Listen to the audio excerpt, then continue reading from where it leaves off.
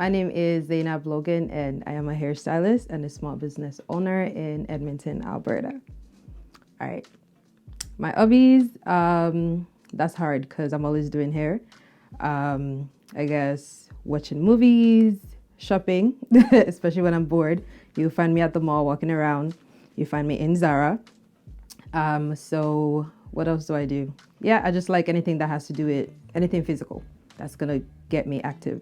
I like that. Yeah. I've always loved hair. Like I always play my hair in my parents' hair, my mom's hair. And when I was younger, back home in Nigeria, there was a salon next to my house. So I would always go in there and help them with whatever they need. And as time went on, my grandma just told me to stay there and watch them, how they do hair, and help them wherever they needed help. And from there, I just loved doing hair, and I would just always go home and practice on myself, my cousins, and my mom, and whoever would let me play in their hair. So what was growing up like? So since you've already growing up, I lived with my grandma, or I would say she lived with us. So, and my grandma also had her business. She was a tailor, so she makes clothes, purses, anything like that. So everyone's always been handy. My mom's a caterer, so she cooks, bakes, all of that stuff. So everyone's just free. You could do whatever you want. You could play, you could, whatever you're interested in, they would let you do that. And so I would just say there's a lot of laughs around growing up. Lived with my cousins, my grandma, so there's a lot of love. And there's a lot of businesses, people doing their own business around me. So I would say that's where I got my own business from. So, knowing the genetic or general Nigerian parents that we have, when we were younger, you had three things you had to do. That'd be a doctor, a lawyer, or an engineer. Right? So, coming to Canada, what age, or tell us about coming to Canada and you choosing what you're doing right now. Coming to Canada, my mom was born here, so she's always been here. So we just came, lived here with her, and went to school, went to middle school here, went to high school here. I came in when I was in grade 7. And that was, I would say, scary and exciting at the same time. I did not speak to nobody for like a year because I felt like my voice was too deep to talk to anybody. So I didn't talk for like 2 years, I would say. And eventually I made my own friends and I got more comfortable and I started talking. And doing hair, again, since I've been doing hair in Nigeria, practicing on my cousins, I just continued here. So I did my hair, did my sister's hair, did my mom's hair. Especially moving here, you have to pay like, I think it was 120 to get your hair braided. And this was like 2008, 2009. My mom can't pay that for me, her, and my sister. That's just too much money. So I just started doing my sister's hair. And because I couldn't find someone to do my hair, I started practicing and doing my own hair. It would take me like a week to finish. And sometimes I don't finish. I'll just put it up in a bun. No one would know and carry on. So yeah, I would say that's how I started doing my own hair because I couldn't find someone to do it. And it would be too expensive to pay for 3 people. So yeah, the more I practiced, the better I got. Like I said, we moved to Ontario. So I lived in Brampton, Ontario. It's oversaturated. Like everyone does hair. Everyone's cousin does hair. There's someone down the street who does hair. So it wasn't a need. So I just did it for myself and my friends and my family members. But when I moved here to Edmonton about 2013, there weren't that much people here who did hair. So there was a need here. So all I had to do was do my own hair, talk to 1 or 2 people about it in church. And that's where I got my first client. And from there, she just told more people like, hey, there's someone who does hair, especially twists. They were looking for someone who did twists, and I did twists. So that's where I started getting my clientele. And once I saw there was a need, I just did it more.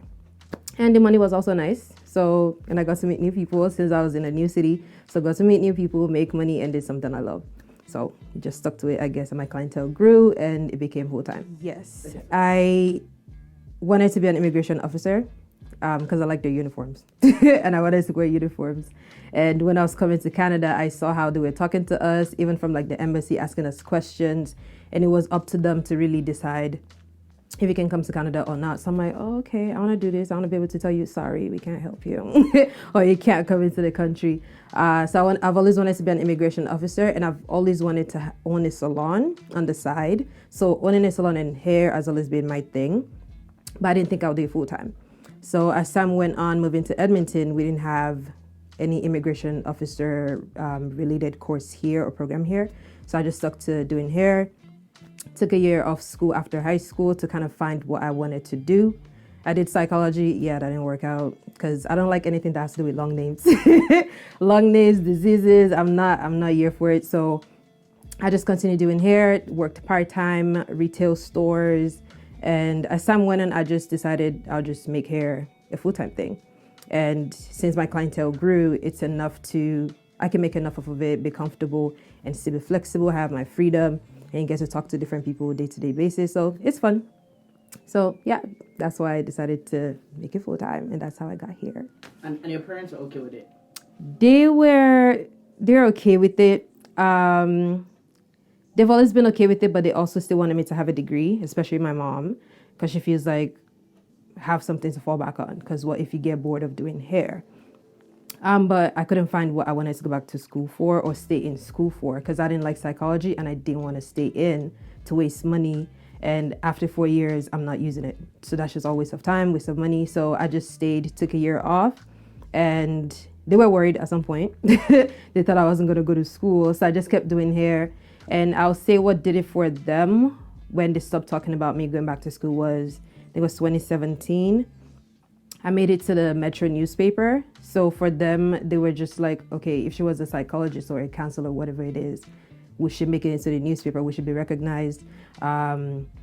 So them seeing that and me not struggling, not asking for help from them, asking for money, not just sitting home doing nothing. Like I was always doing hair, there's money coming in. So they saw me growing and I loved what I was doing. So they just let me be. So yeah, I'll say right now, they're happy I'm doing what I do because I'm not complaining. The only complaint now is you're too busy for us. But yeah. Okay, where will I start? So it is very important because I'll use hair school as an example. My hair school, I would say there was no black person there, but we were really few, like 0.0%. I was 0.01% in the school. So coming to the school, one of the rules where you can't have braids. And I was just like, baby girl, my hair is going to be in braids. And I'm also like, I braid. So I have to do braids. So going to the school, I started doing braids and they were okay with it. They're like, okay, so this is new for them. It's new for them because that's part of their rules, right?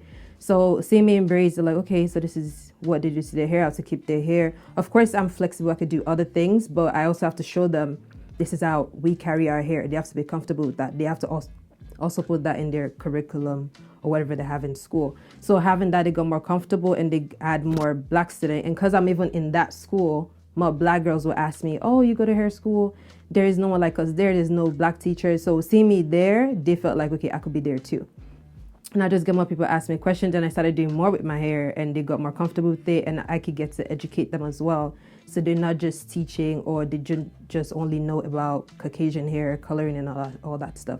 So I did braids, locks, so now they're familiar with it and I got to educate them as well. So once I leave and they have more black people come in, it's not new to them.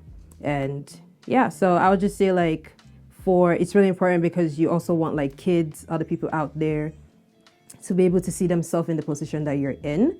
So yeah, very important.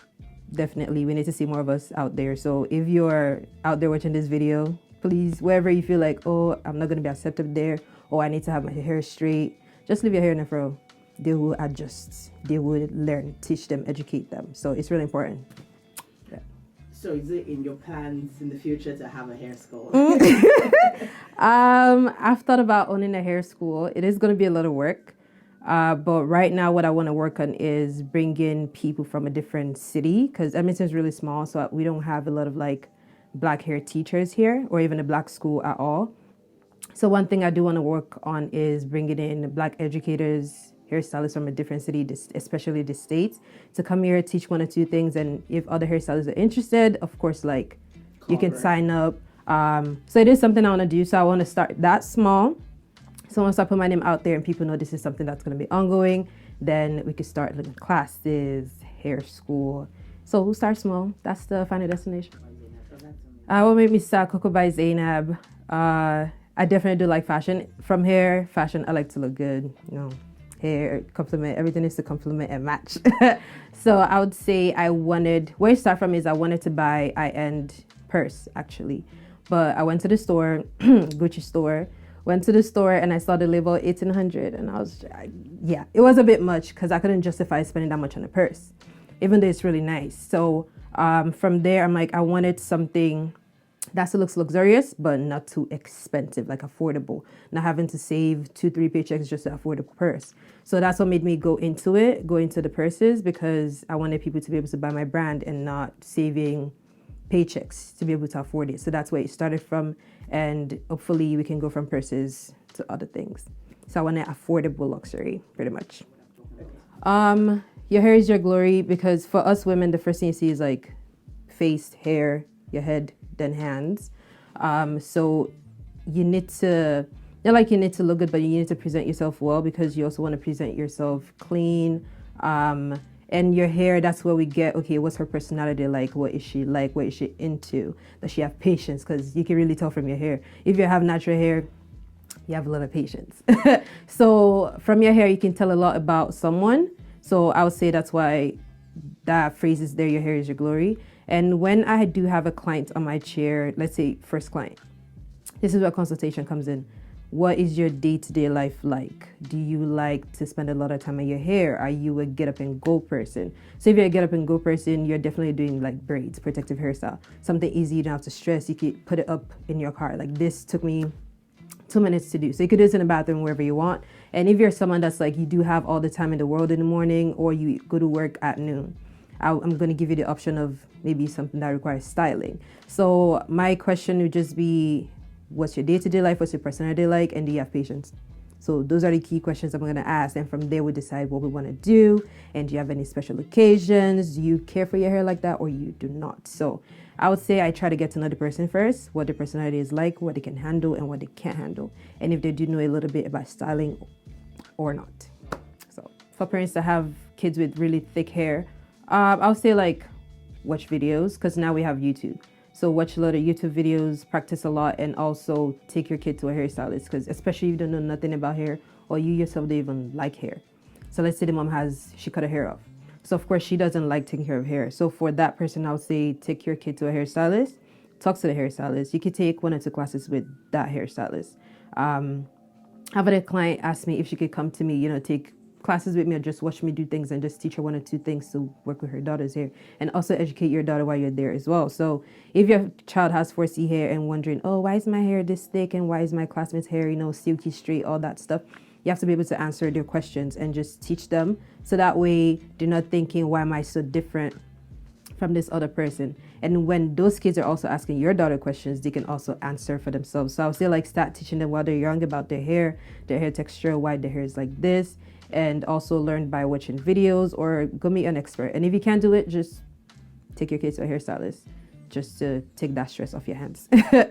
Yeah, 10, 20 years ago. Okay, let's do 10. 10 years ago, I would definitely tell myself to start earlier, and also be more confident. Because I'll say I'm a shy person, shy sometimes, but I would say I'm a very like introverted person. Like I don't like talking. When a room filled with people, I am at the back. So I'll definitely say like talk more, because the more you talk to people, you get connections, you get ideas from them. You also boost your confidence, because whatever you're scared to do, someone's already started on those things.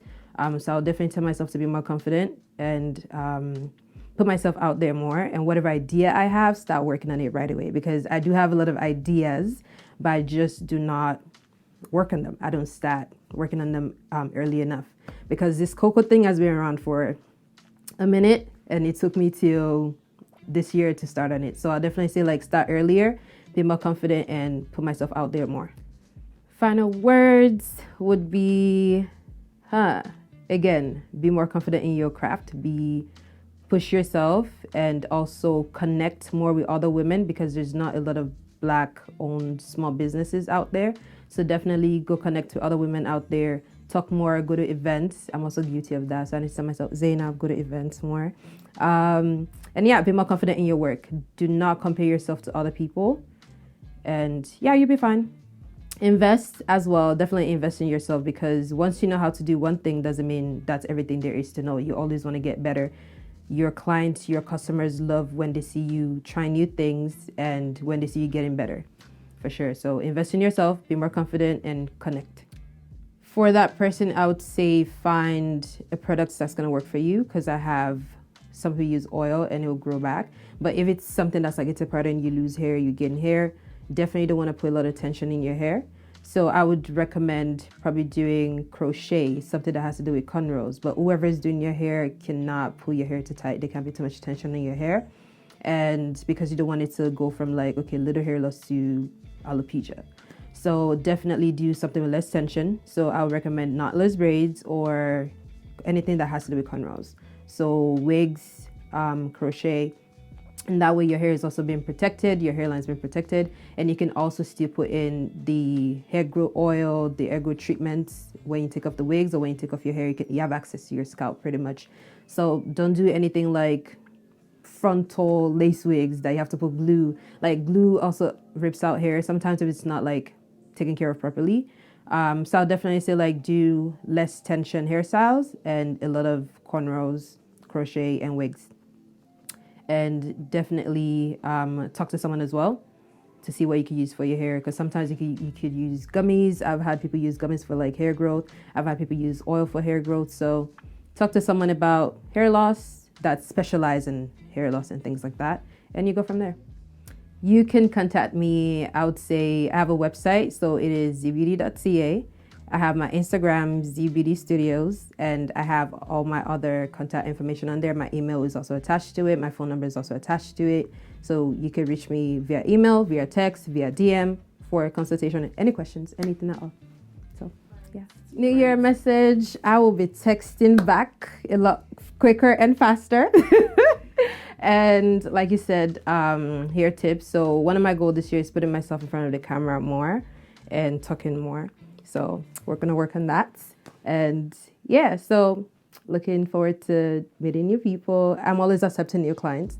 So I'm not one of those that's like, oh, not accepting new clients. I'm always open to meeting people and yeah, connecting more. So definitely email up, follow me, book your appointments, and see you there.